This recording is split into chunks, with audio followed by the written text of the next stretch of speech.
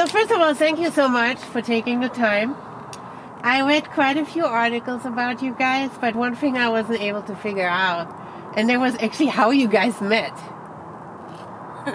Well, do you want to tell the story? Our lineup has changed a lot. Nadav and I are probably the only original members. So how we originally met was at a show, and from there on, Nadav and I became friends, and then Hasina joined the band, and then Nadir joined the band. We met Nadir through Nadav. Yeah, Nadir and I had played in another band together, and I knew that Nadir was a great drummer. He's the kind of drummer where he doesn't play for months and then picks up drums again, and he's just incredible. And then Hasina I had known through the music scene as well, so we Hasina replaced the original bassist, Nadir replaced the original drummer, and then Maritza and I are the original. The founding members. Okay, all makes sense, but then there's this one story that you guys met on Tinder. That was a lie. We didn't all meet on Tinder. I wouldn't swipe. What is it, right? On one of them. Well, that's on you. We literally put that story out one time. Yeah, it went too far. It was a lie, but we kind of. Well, first off, it's not that they didn't see each other on Tinder. Everybody recognized each other from Tinder. That's for sure. Yeah, the queer music scene is very small. There's only so many of us. So. But none of us. We didn't go on dates. Yeah, no one ever liked anybody. No, we all met in person at this house show where we were all playing in separate bands and happened to be on the same lineup. And then that's where we really started talking. And then you were playing in a different band at the time. Yeah, I used to be in a two-piece. And then I saw Nadav play guitar, and I was like, wow, I need Nadav in a band with me because guitar skills are crazy. And I used to play guitar solely by myself in the two-piece, and that was too much pressure and work.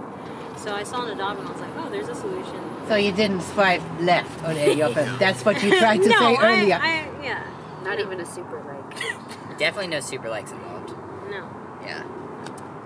We're all different, you know. I don't think we would ever date each other. This is true. Keeps the band together. I think that's, it's lovely. Like, we're so different that we wouldn't like each other if it wasn't for music, you know? In a good way. In a good way. Well, I'm glad we got this out of the way. Yeah, I'm glad I know how you feel. You said in an interview about Atlanta's music scene that it's not as white and guy-driven as in other cities in the South. Is the Atlanta music scene really that diverse? I would agree. From my experience in really any other city, it's absolutely true. I mean, just from what I have seen, I've also seen Atlanta change into a more diverse and accepting where there is a push to be more inclusive. It's still not perfect. It could always be better. But I have seen a lot of venues try to make really good efforts in making sure spaces are inclusive, to make sure that there's ample representation in venues. And when I first started playing in Atlanta about 6 years ago, we would play in shows where you would be the only person of color there, period. Yeah. I would be the only queer person, really, or I don't know, it was just a bunch of really straight, cis white dudes everywhere. And but now it's I go and there are women in almost every band. There's people of color in a bunch of bands, and it's more, and it's not, the shows aren't advertised as ladies' night, because that's clearly not a genre. So that's been really encouraging to see that you can have these people included without it being this is their special night, this one ladies' night type thing. Yeah, it's not a tokenism. Yeah. It's very organic, especially a lot of the venues are run by either people of color, queer people, or you could be both. So it's a really organic diversity. Yeah, I think even since we formed as a band, there's been a lot of change that I've noticed. We started this band in 2016, so now I think there's been a lot of improvement, and it's awesome to see that just happen naturally. Well, not naturally, because a lot of people have fought for it too, but it's good to see that it's there, it's happening. Doesn't it make the city way more interesting? Of course. I think it also pushes the music to be more. That you don't have to fit one type of genre in Atlanta. Because I've been able to play in a bunch of bands that are in a bunch of different musical categories, and there's always a place for it. And there's some parts of the Atlanta music scene that I've never seen. Like I know there's a huge metal scene here and a huge hip hop scene, but I haven't really. I know there's a huge like bluegrass and country scene too. So it's nice knowing that you can kind of find whatever you want here. What about people of color? How are they represented in the music scene in Atlanta? Now, if I look outside of the rap, and we all know about rap in Atlanta, it's huge, but outside of the rap music scene. I mean, I think there's a lot of bands now that there's a lot of black and brown people that are members now that I've seen. But there could be more. I can count them on two hands, the bands that have people of color, maybe more than one person of color. That's not a hip hop group.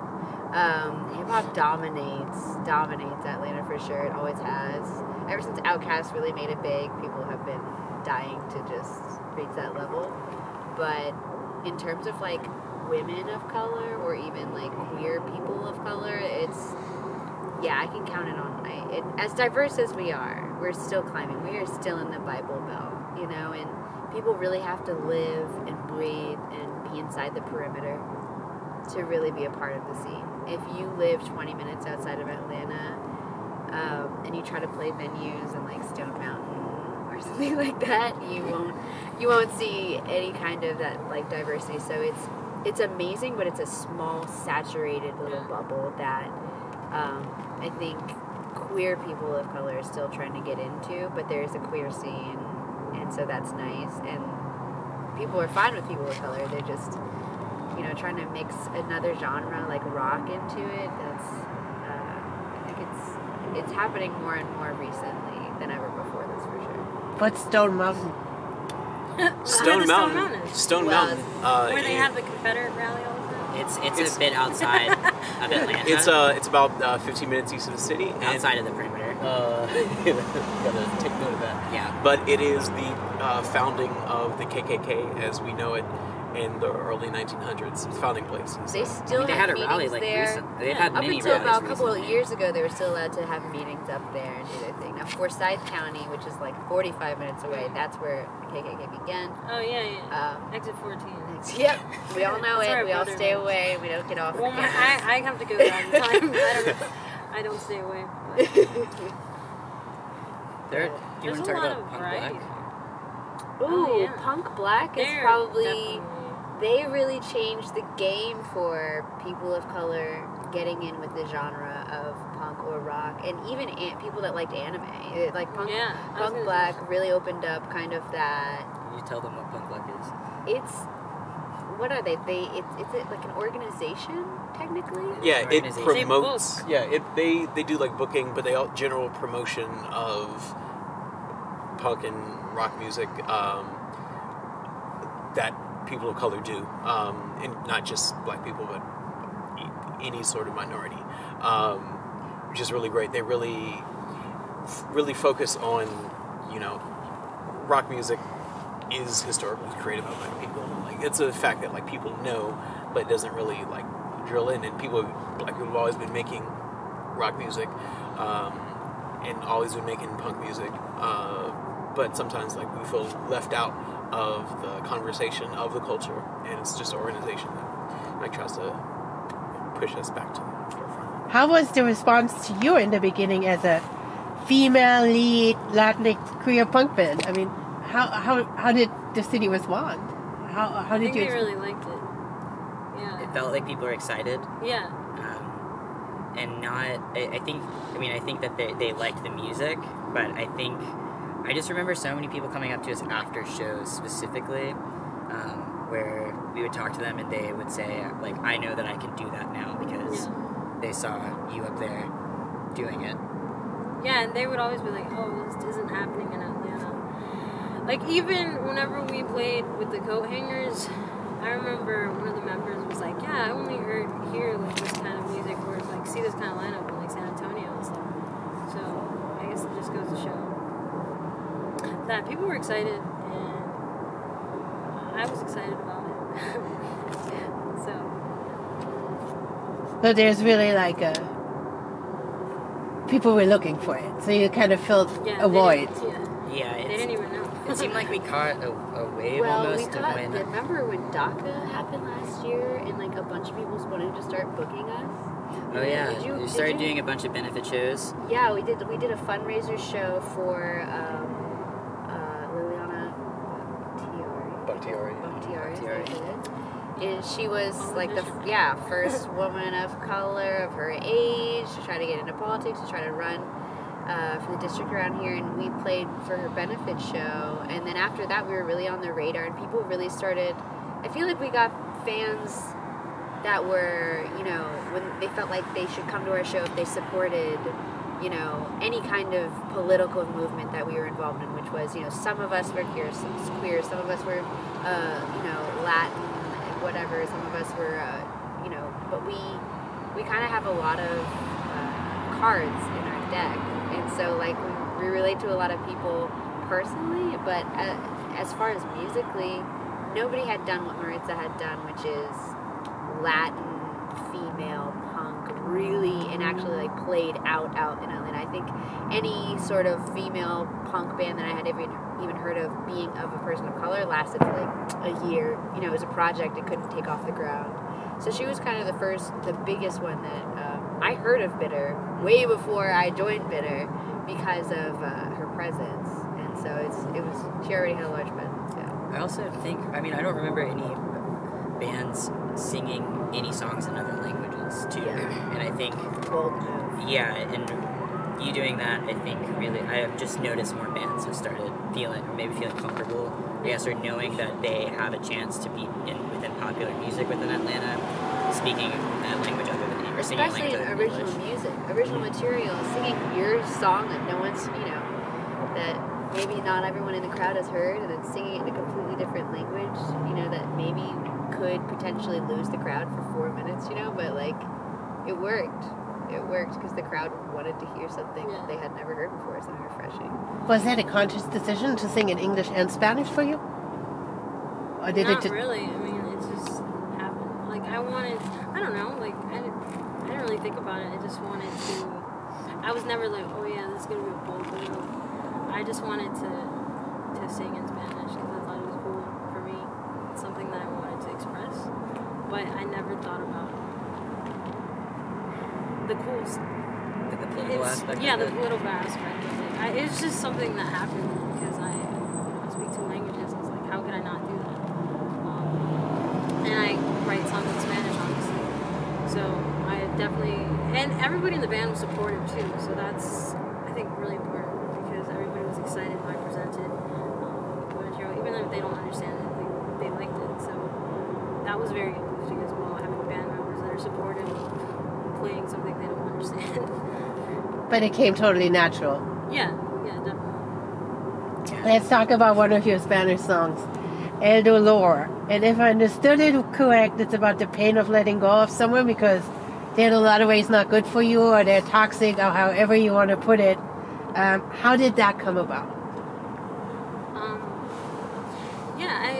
I don't know. So long ago, but I guess it's just about friendships that are toxic,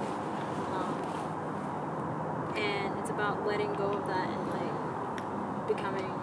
I don't know. You know how it's like you don't have to be in a relationship to have toxic companions around you. So it's mostly about friendship and how, like, you have friends that spit in your face. Like that's the first lyric. Like, you spit in my face. So yeah, it's like the betrayal of a friend, and I wrote it more so about that. And I wrote it on like an acoustic guitar, and it's very crappy, and I sent it to Nadal. And it's really funny, like how crazy it got, like how amazing it sounds now. Because I sent it. It was like a miniature guitar that wasn't probably into it. I sent it to Nadal, and I was like, yeah, let's do it. So So It probably sounded exactly like that. Yeah, let's do it. And it's a really good song now. But yeah, it's about a friendship. It's not going very well for me. And you said, I think you said in an interview once, because of the way you were raised, there was never a time to feel the pain. What did you mean by that? Well, I'm Mexican American. I'm like first generation Mexican, and I don't know. I guess Mexicans are notorious for being emotional and stuff, but only when they're drunk. But also, I guess it was just my family. But I was raised by a single mother, and we always just try to keep it going. Like, we never really talked about our feelings. We were upset because we didn't want to make each other upset, or, you know, like I didn't want to talk to my mom about bad things because I would make her feel bad because she was a single parent. She didn't want to talk to me about things because she didn't want to let me know how bad things were. So, and, you know, I have a sister and a brother, and we were all kind of just like that. Like, we don't really talk about feelings. Because growing up, there wasn't any space for it. Like, we were too concerned about how we're going to get through the next day. So through music, I found that space. I think that's actually, since I'm married to a Latino, I think that's a very, at least in the U.S., a very Latin thing, not to talk about feelings, because you're always struggling to, like, make ends meet or make it to the next day. Are all your songs that personal? Yeah, on that, the EP that you heard, yes. Yeah, they were because I was like growing up, I was angsty, you know? So a lot of them were about like figuring out feelings, and you know, you grow up. I was like 15, 16, 17, 15 through 17, and then like we started performing when I was 19. So I had written those songs a long time before we started playing them. So I think, yeah, they're so personal because I was growing up, and that's what we do with the music. But now, as an adult, I guess they're a little more happy. For our European viewers, how was it to grow up as a Latina in Atlanta? Well, or in the South? Or... I was born in Houston, Texas. So I grew up in Texas half of my life, and then moved to Atlanta. Houston was cool because there's a lot of Mexicans, there's a lot of Latinx people in general. It's right there. But Atlanta was difficult because there weren't a lot of brown people that you can relate to, I guess. And to make matters worse, like, my mother and I moved to Alpharetta, not even Atlanta, when we first moved here with my sister, and that was very white. Like, we didn't really It's outside see. the corner, right? Yeah, it's like very. pretty north. Yeah. It's pretty far. Yeah, the MARTA's not allowed to go there, so. But it was a huge culture shock, I guess, because growing up in Houston, you know, there's people that look like you, brown and black people everywhere. And so was there in Atlanta, but I moved to Alpharetta. It wasn't very culturally rich, so that was difficult. It was difficult adjusting to that. I started high school in Alpharetta, which was horrible because high school was terrible in general. So then, you know, being like the only brown kid in your class was bad, but you know, I got through it, and I moved to Atlanta whenever I graduated high school. So Atlanta's been a huge help. Atlanta itself, there's a lot of representation. Why? Who's not allowed to go there? What? I totally missed that. MARTA, it's MARTA. the train, the city train. Our subway system. Yeah, our subway, it cuts off, it only goes so far north or so far out of the city. When they were originally building it out, the counties themselves could vote on whether they would want it. It wasn't up to the state. So when they voted for it, there was a long political process leading up to it, but a lot of racial scare tactics were used in the counties, like especially outside of the city. and there was the joke. There's the joke that Marta, people get on the train to come steal your TV and take it back on the train. Marta stands I for don't want someone coming in from the city and moving stealing my Africans television. rapidly through Atlanta, and that's like been around since the 80s when they actually first built it. But I guess that's the city. That's the story of every city. Yeah, I was going to say that's the story of LA. That's the reason to the present day the train is not going to the airport. Right. Yeah. And by the way, when we say perimeter, we're talking about the interstate that circles Metro Atlanta. So it's ITP inside the perimeter. You're safe. OTP outside. You better watch your back.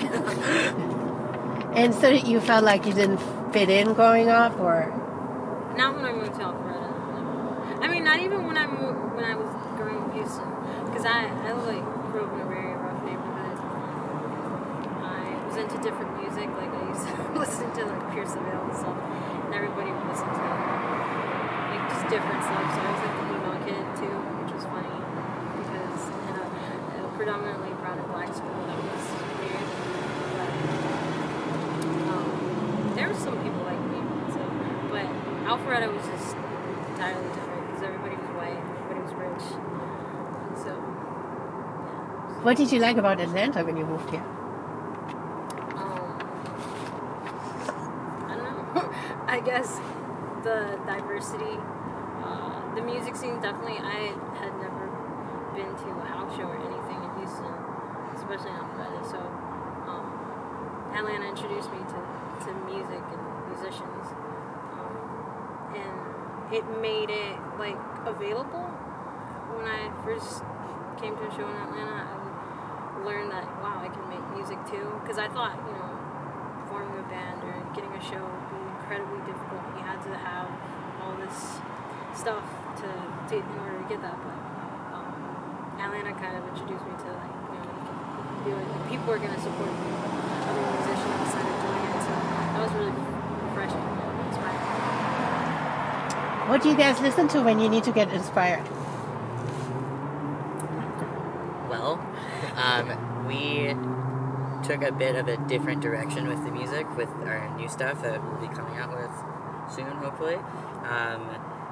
And it's much more relaxed. I've been listening to a lot of Kuko, and a lot of more relaxed indie music, I guess, with a lot of synth heavy stuff. I've also been listening to a ton of bossa nova from the 60s.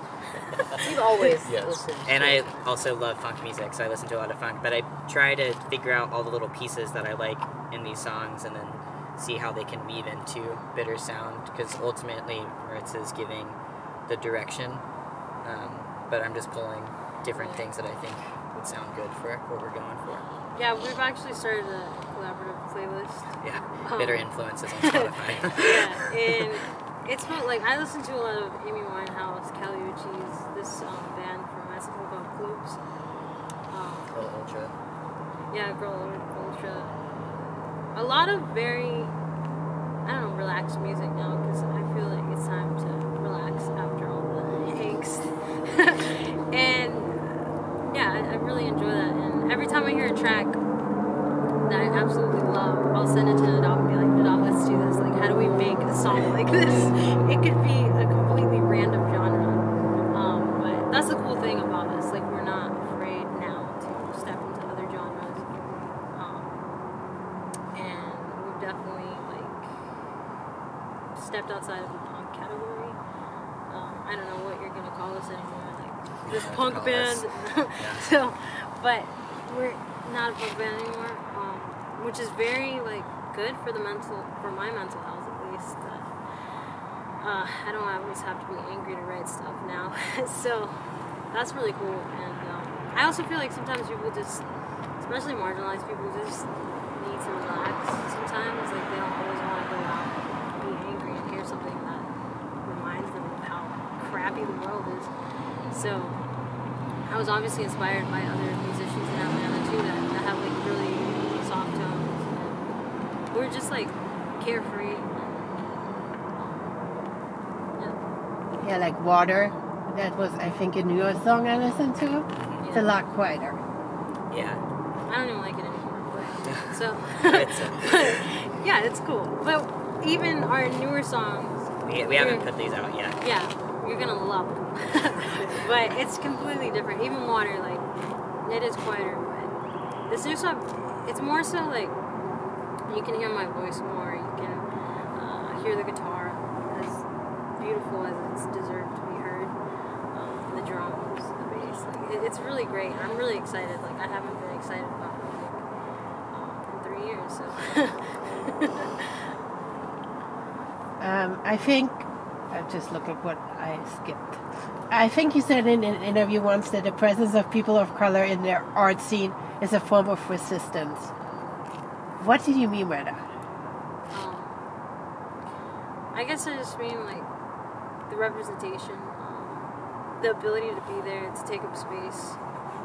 Because again, like I said, you don't always have to be political, like explicitly in your lyrics, because not everybody wants to go through that. It's very painstaking. You have to get to a really personal level. So sometimes people just want to make the music that they love and relax to, but they are representing marginalized people. So I think that's a huge act of resistance, because you're not only taking up space, but you're also doing stuff that people don't expect of you, like producing the music that you want that's not political. So I think that's a big deal. And I think you mentioned once having a girl walk up to you and say that it meant so much to have someone that looked like her. I think it was a girl on stage. Yeah, it was at the Google show. Is it still so rare, and how did it make you feel? Rare in like it happening, or like Rare in having a Latina girl on stage. yeah. I would say that's rare. Yeah, for yes, sure. that's very rare.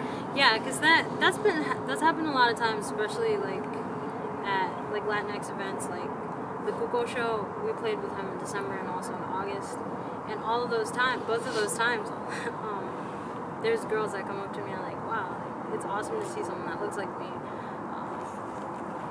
be up there singing and stuff. Because even then, like, we have a huge Latinx movement right now. It's happening with Bad Bunny and Cuco and all that, but they're all dudes. So, and if they're girls, they're like,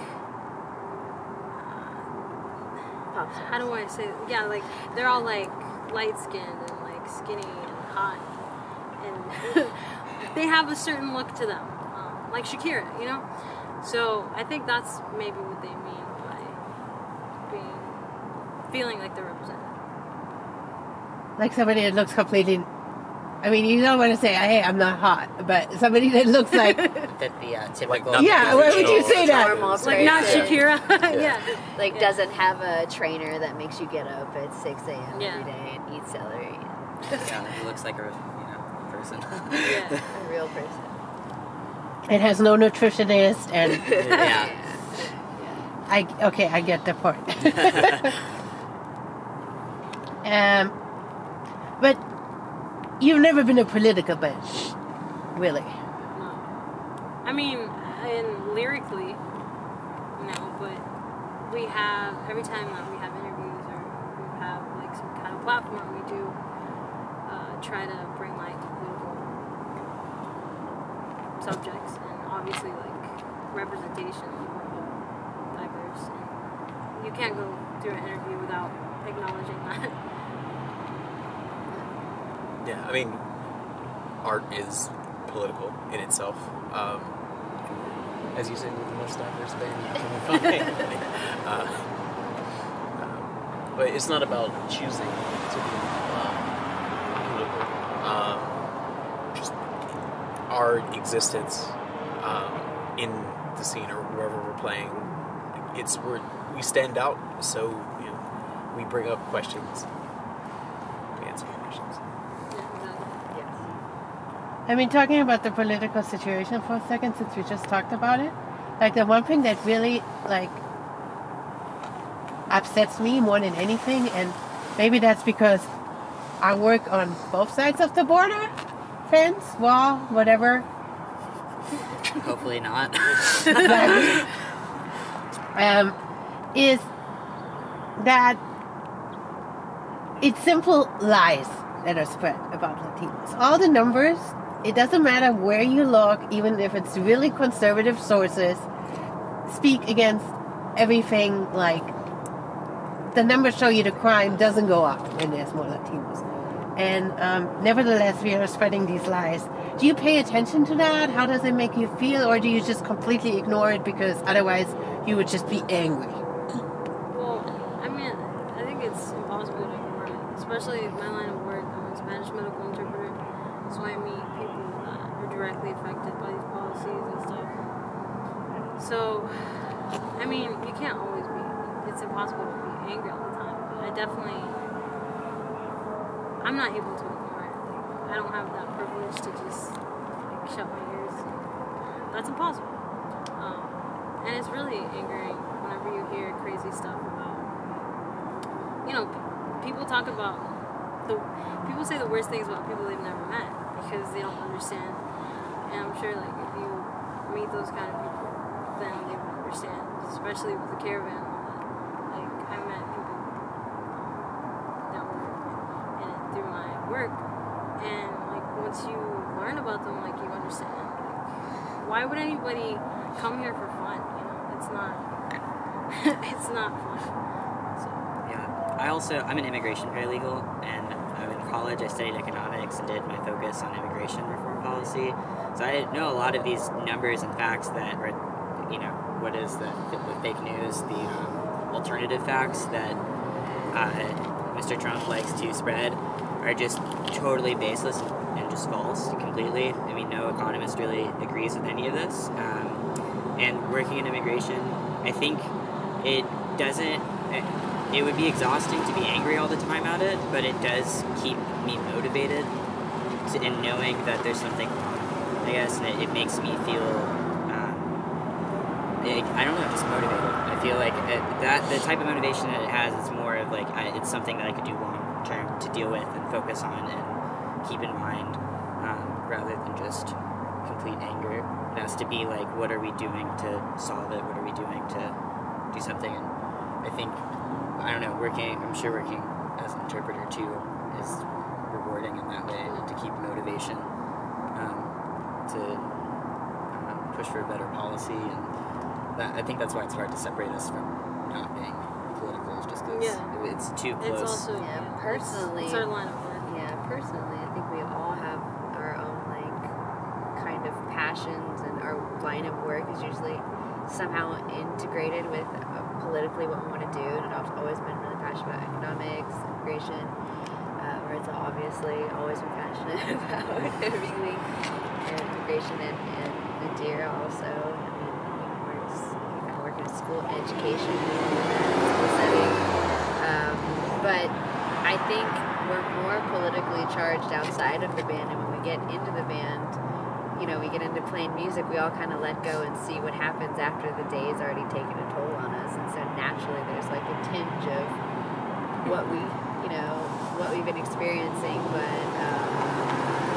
at the same time we always try to take a more relaxing, like, release kind of feeling to the music. Carefree aspect. Yeah. Where you can, like, exist and be all these things, but also carefree. It's got to be a balance, and I think we started losing that balance when we kept trying to stick with punk. We're angry at work, and then we're angry at practice, and it was like... We're angry at each other. Yeah, and so we had to somehow find, how do we keep this going? How do we really keep the endurance of this? And I think that's what's really helped the band last, is the fact that we're all willing to keep that balance. But doesn't it even make it more important to go out there and play music to show people, that is us? Yeah, so I guess when we say carefree, I guess we mean more the sound, not necessarily the, like, act of going out and playing. Because we definitely want to be out playing a bunch of shows, because we do understand that there's an importance in being able to exist in a space where you're normally assumed to just be angry about something. So to be able to exist in those spaces and to be able to not scene. I mean, it does feel relaxed when we're playing, but just relaxed, but also having fun is just nice. I mean, that in and of itself to me is a statement, and just to be able to do that. To capture, like, it's definitely like a privilege to express yourself creatively,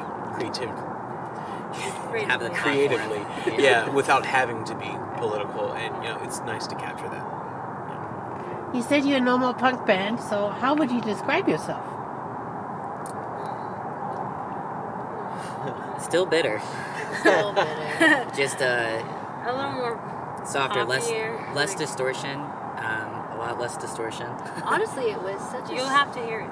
Yeah. It was such a strain on Maritza. Like, if we played 2 shows in 2 days, best believe the second show would be very hard to really complete for all, because we're playing so fast, we're playing so loud, we're playing so hard, that punk as a genre, like, to keep pushing out those songs night after night, like, we realized if we wanted to go on tour, we'd be exhausted by the 3rd day. We would have to figure out how to either space out the tour so that she could have vocal rest and Nadav could have finger rest and all that, or we would have to figure out, how do we stick together, stay who we are, solid band, solid sound, but be able to really, like, go on tour, take it somewhere and keep it up. And Maritza kind of made the decision to soften it up with Nadav, and we all turned our instruments down.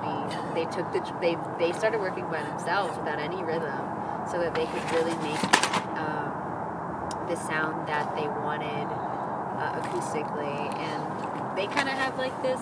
We have a set where it's just me on guitar and Maritza singing. Yeah. And that's been fun. We like rearranged some of the music, and I think Way also more soul. just learning to like love the songs too has been an important focus. And like Maritza said, bring more attention to following her voice instead of her kind of, following a band that's going super, super fast and charged and like riding like a horse, or so she kind of leads us and we all follow at her cue, and it's way more exciting and less repetitive, I think, because every show every practice is different. And so this new sound is... If we had to put one word to it, I'd say pop for anything else. Yeah, it's more poppy. It's also the guitar. Jazzy. But it's The guitar's entertaining. been is more in the background, and that was a really conscious decision because the approach that I had when we were writing the first album was to make the guitar lines really, like the lead guitar, just really catchy and really. I had been listening to a bunch of other punk bands, and especially Joyce Manor, and I heard how all of the guitar parts were just like really in front of the mix and really loud, and really like if you heard that guitar part, you knew that it was that song, you knew that it was Joyce Manor. So that was the approach that I had when we were doing the first album. I wanted people to recognize the guitar tone, and be like, that's bitter, which is like a stupid thing on my part, but whatever. And now the bass is more important, is more like forthcoming.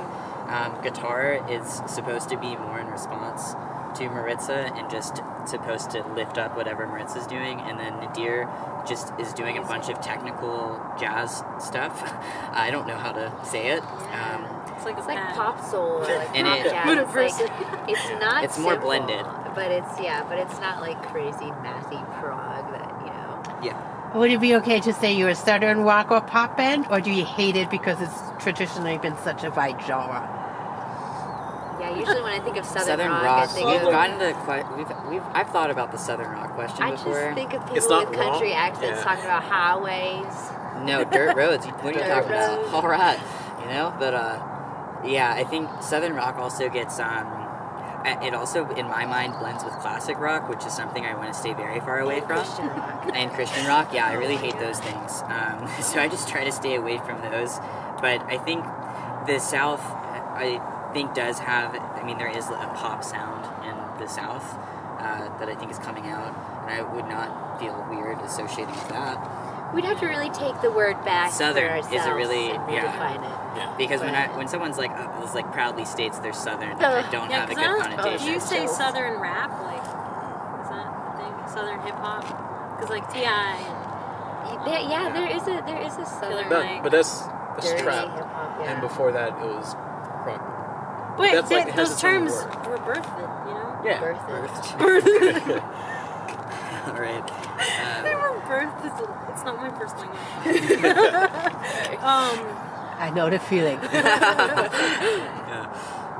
Yeah, but you don't call it South hip hop. Trap. Yeah, but you don't call it South. Yeah, don't but call you it don't Southern, you don't yeah. have this Southern aspect. Southern just So I feels guess, very. yeah, the answer right now is No. It doesn't yeah, feel right, Long, yeah. long story short, yeah, no. southern rock. We It took 4 minutes to answer that question, but we really had to think on that one. Because you are from Atlanta. Yeah. Yeah. And that is we in are, the like, South. I am a And Southerner. it is Yeah. raw. I mean, Houston. yeah. Memphis. I'm from I mean, Memphis. does Beyonce say she's like from Southern or I don't know No, if she she's from. she's from Houston? Yeah. I don't know if she would call herself a Southern. no, she Southern makes is R&B. R&B. Sure, yeah, it's She just makes those pop, genres yeah. that's just southern just doesn't mean what it should. But what it means right now is usually like classical Christian somehow. It's got something It's, like, about Racist, honestly. yeah. Just a, The temperament of the South, not so much the diversity. Yeah, I'm sure Homophobic. Northerners are like, ew. I would like to be called a northern rock band. Oh, no, that Don't sounds know terrible. about that. I don't know about that. I'd rather I'll just stay away from the regions. There's bad parts of the U.S. East everywhere. side. Northern Rockland sounds really cold to me. Yeah, and you see we're struggling right now. Yeah. It's like 60 degrees. Yes. I think I have frostbite. Yeah. There's only 2 more questions. How has the Latinx culture influenced your music?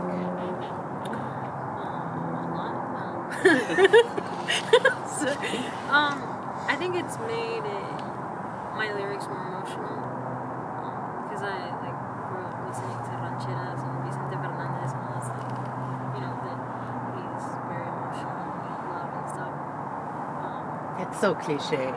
Yeah, for sure. But that's definitely inspired Our merch too. our merch, like our designs. So I remember we made that like conscious decision with Yeah. the merchandise. You want to talk more about that? Or? Yeah, I mean, I guess like the merch, we kind of. I was like, we should represent the Latinx culture, like Catholic, but I'm not Catholic, so. But it's more so like the way that I see it in Latinx culture is it's like a cultural thing, not so much like being Catholic, you know, like the Virgin Mary, stuff like that. So putting that on merch, I think was really cool for me because I felt represented in my own merch.